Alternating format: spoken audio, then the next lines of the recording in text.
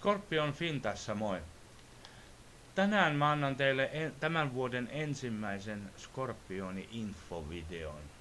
Ja se on ei vähempää eikä enempää kuin Androdoctonus australis hector. Eli englanninkieliseltä nimeltään Black Clawed Yellow Fat-tailed Scorpion. Tätä lajia esiintyy pääasiassa Tunisiassa, ja tämä suosii kuivia alueita, kuten hiekkaisia dyynejä, kivikkoisia alueita ynnä muita sellaisia. Ja tämän yleisimpiä esiintymisalueita on Algeria, Egypti, Libya, Mauritania, Somalia, Sudan ja osissa Keski-Itää, kuten Jordan, Saudi-Arabia ja Jemen. Ja tätä löytyy usein myöskin asutusten läheltä, talojen seinien raoista ja kaktuspensaista asutusten lähellä, mikä tekee siitä vaarallisen.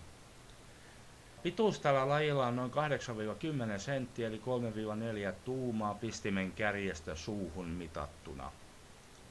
Myrkky on erittäin vahvaa ja tämä laji tuottaa vahvoja alfamyrkkyjä, jotka ovat erittäin tappavia nisäkkäille.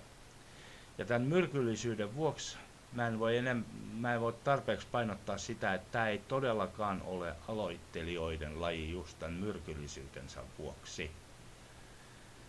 Ja lukittavan terrarion koko saa olla semmoinen 40 x 30 x 30, koska skorpionit pystyy kampeamaan itsensä korkeammalle häntänsä avulla.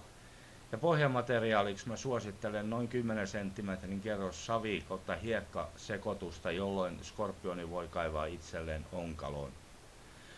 Mutta tässä oli tämä infovideo tällä kertaa, ja toivottavasti tykkäsitte ja toivottavasti tästä oli teille jotain apua.